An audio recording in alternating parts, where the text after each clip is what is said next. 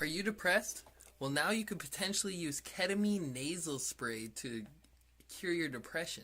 Potentially. Yes, ketamine nasal spray. What? Let's see what Lil Pump has to say about this. Yes, I like to put a murder, a dead body, or something. Where at? In the alley.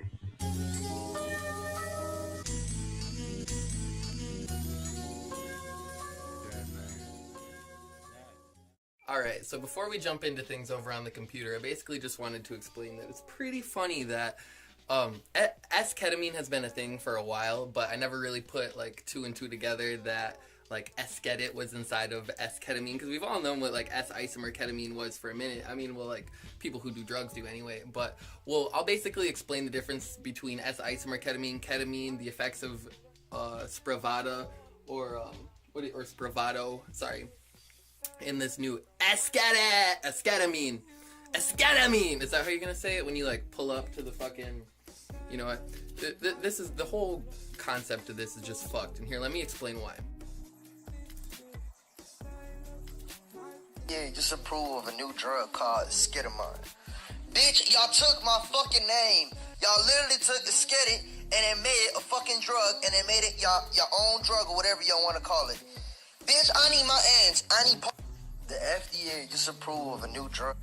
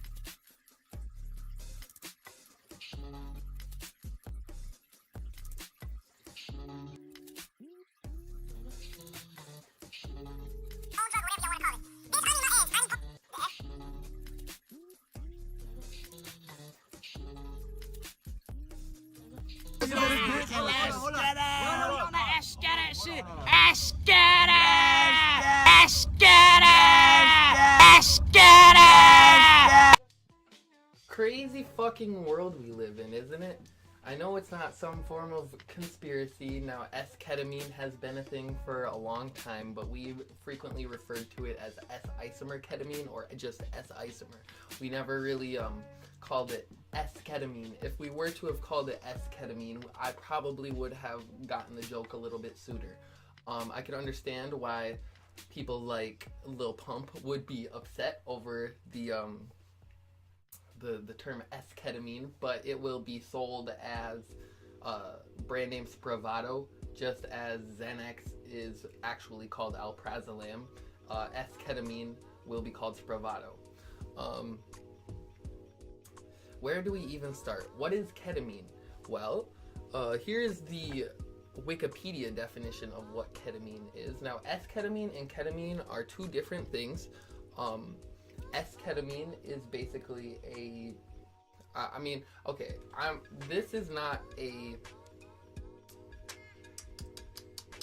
not a healthcare professional, obviously. I am not a doctor. I am not anybody. I am not a pharmacist, but welcome to Evan's Pharmacy. If you're looking for a more mature video on the subject, a more monotone and boring but just as informative video, definitely check out this helpful guy right here. He has a very enlightening video that goes over everything in sort of a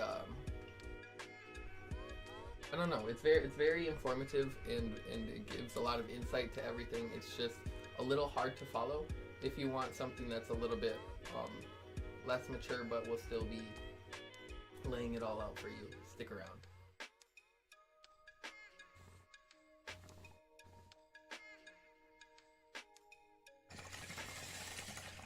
What is esketamine? Why are people using it at all? And why aren't they just using this? The answer is the FDA and the DEA. Fuck them. But we're not going to get into that right now. This isn't some my political views bullshit video. This is me just explaining what esketamine is. Now, I have experience with ketamine and esketamine. not in the form in which you saw in the previous clip of Lil Pump and everything. But you can see that ketamine has been in the news quite a bit lately. People are using ketamine to basically deal with their depression. Here are a lot of articles about it, and here are a lot of videos on YouTube. Now basically everything that we're seeing seems to be positive. There is a China's ketamine craze. There is a lot of recreational use that comes alongside drugs like this when they come out. Ketamine has been used as a party drug or a dissociative / psychedelic drug for a long time. I have experience with using ketamine, but the thing is with ketamine is it needs to metabolize on the nasal membrane. It needs to pass the blood barrier to your brain or to your bloodstream through your nostrils. I mean, you can get it through IV as well. If you get it through an IV, it will kick in obviously a lot quicker. Everything that I'm saying for ketamine basically applies to esketamine. Esketamine is literally just ketamine. It's slightly chemically altered. It is basically a mirror image of ketamine now.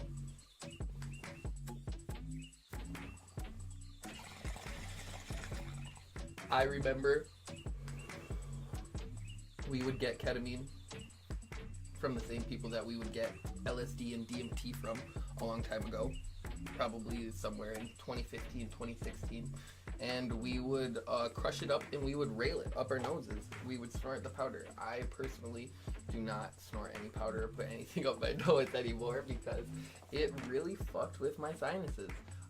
I was just going through some shit at the time and decided it would be a good idea to purchase 2 grams of Special K and rail them in a week. Now that's a lot when you only need something like less than 0.1 to break through to the threshold dose.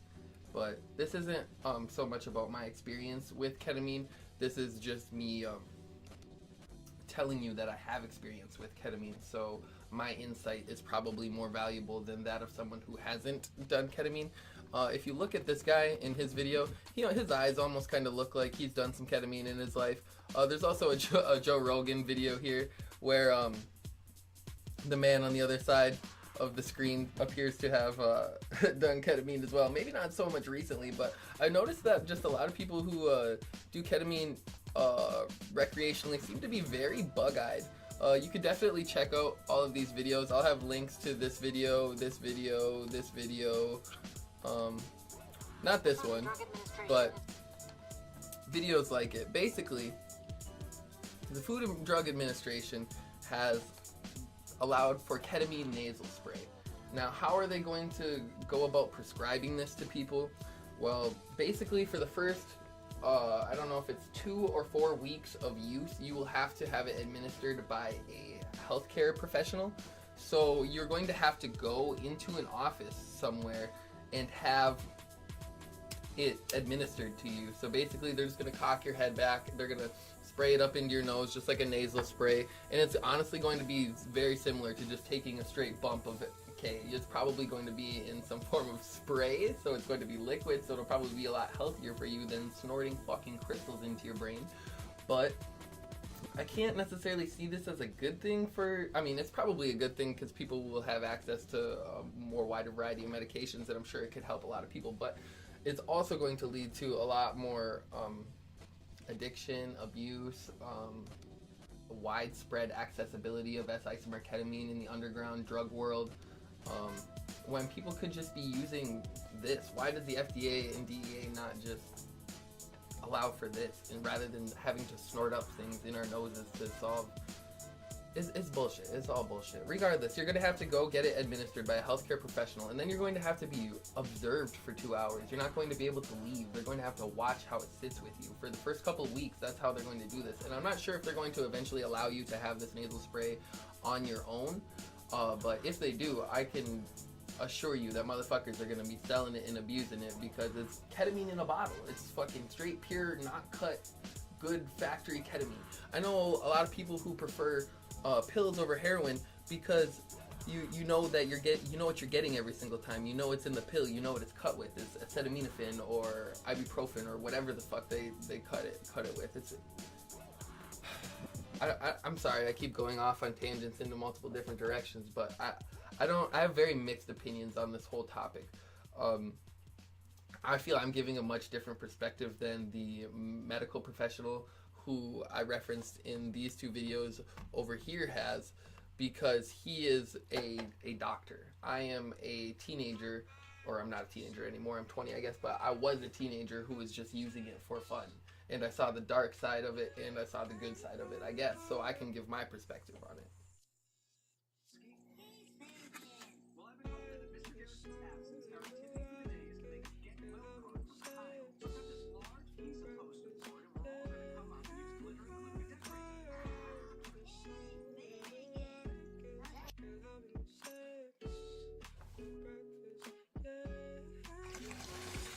Basically, what this will be for is treating depression and other mental illnesses, but other antidepressants and things along those lines frequently take a very long time to activate, to kick in, to begin working. Like if you were to start taking some form of antidepressant, it would take maybe 2 weeks to start working, to where if you go and take a squirt of this esketamine, you will be literally just taking a bump, and it will kick in quite fast. It will kick in very, very fast.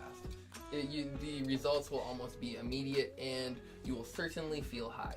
They did clinical trials with 1,700 people, I'm pretty sure. I don't have the exact details on this, but they ran placebo on some, and they ran some with the ketamine. Now the problem with this is you obviously know when you're on ketamine as opposed to a placebo, because ketamine is a very profound drug. It will make you feel sedated.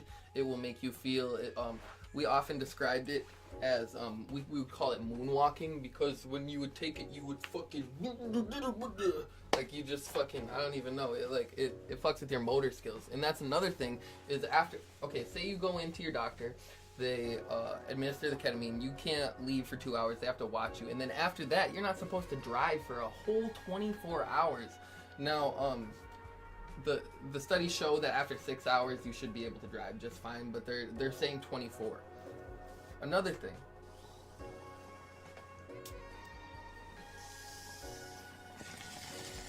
it's obviously going to impair your motor skills, because like I said, it makes you feel like you're moonwalking, so never try to fucking drive and do ketamine. I have stories for other days about ketamine and my fucking misadventures, but if there's one drug that I would tell people not to do recreationally, like if you were to get it as crystal, would be ketamine, because it can really fuck you up, man. I feel like still to this day my face is just like not the same. My sinuses are like forever fucked up from doing all that ketamine. That's what made me stop doing drugs nasally altogether. I haven't done any stimulants or like speed or cocaine or anything like that in a very long time. I don't put anything up my nose like that. I just don't have desire to do so, and it's almost like a bad trip. I don't know, I like psychedelics a lot, so it's like putting things up your nose is like not necessarily something you want to think about or do if you're like, I don't know, it's not healthy, it's not good for you, it's not, you see where I'm going with this. Regardless, the fact that they're legalizing ketamine and it has such a name as Esketamine when it is a drug that has heavy sedative effects is quite I don't even know what you describe that as. It's just crazy that this has even happened. I understand why Lil Pump wants that check. It's quite comical. I'm sure he will at some point experiment with some esketamine. I don't necessarily advocate using it. I wouldn't say I regretted trying it once, but I regretted trying it multiple times. That was the thing. It's like doing every you can do everything once. I mean, see what it is for you, but I'm not going to tell you not to do drugs. You do what you want to fucking do with your body. I'm not your dad, but it's probably not good for you, man. What I don't understand is why we can't just get these cartridges rather than fucking S-isomer cartridges. This is crazy that you can just fucking boof K up your fucking nose now at the doctor. and you can't have dab to deal with your depression. Like, what is so wrong with this? I live in Michigan where it's legal to consume cannabis, but it's pretty ridiculous that nationwide that is not legal, and now esketamine is. It's quite. I don't even know what to make of that. The long-term effects, they don't know what the long-term effects even are at this point. They don't know what the long-term cognitive effects are, if it affects your brain. I mean, I don't necessarily feel like I've been slowed down by drugs in my life. Maybe things that slow you down are things like benzodiazepines, like Xanax or Klonopin, or because they don't allow you to remember things. But I wouldn't necessarily say that they slowed me down. They just maybe, I don't know, they turned off my brain for a while, and it obviously was not healthy. I do not drink alcohol. I do not, because I feel like it just makes me feel stupid. And I definitely would say that is a very, like, Xanax has a very similar effect, but that's not what this is about right now. Regardless, long-term effects, it could potentially, they know that the long-term effects are similar to using ketamine. If you are to use it orally, it has to pass through your, like, kidneys and liver, obviously, so to like detoxify itself. That's what that part of your body does. So obviously that's going to fuck with that part of your body. It fucks with your urinary tract. Obviously people aren't going to be taking this orally in a doctor setting. I don't know why people would take it orally, because it requires more of it to take orally to get a high, regardless. And if you're using it recreationally, you're probably snorting it or banging it, shooting it up into your fucking shit. But people are fucking crazy, man. It's crazy because I viewed it as almost like a hard drug like a year ago, and now something that I used recreationally when I was a kid and saw negative results from is being sold to people as a cure for medication. And I can understand it could potentially help some people, but and that's great that it's available to those people legally now in a controlled setting, but I feel like it's just insane. I don't know what to make of it. I'm not saying it's a negative thing, I'm not saying it's a good thing, I'm just astonished by it, frankly. Let's see what else we have here. Don't take it while you're pregnant, obviously. Don't mix it with uppers or downers. It can raise your blood pressure, so obviously don't take it with things that will raise your blood pressure, stimulants or depressants. Don't take it with any opiates, benzos, Adderall, Ritalin, anything like that. Don't take it with, you will over time potentially gain a tolerance to it. I'm sure they could have, if you want information on ketamine and esketamine, basically all I would research both of them, especially if you're interested in getting it for yourself, because I would definitely suggest you try other things. I see this as like a last resort for people who are having a really, really hard time, but obviously doing ketamine is better than committing suicide. What else do we have to go over here? Colorado and California, I'm pretty sure, are also trying to legalize mushrooms for depression use, so that would be great if we could get some psilocybin. That's healthier than ketamine is, definitely. I just basically wanted to lay this all out for you, and if there's anything I forgot, I'll go over it in post. Have a good day, guys, and enjoy the exit clip now. When you were here? When I was in jail. Oh, that's funny. Jail's a cool place. Salamanders are cool too. Esketamine!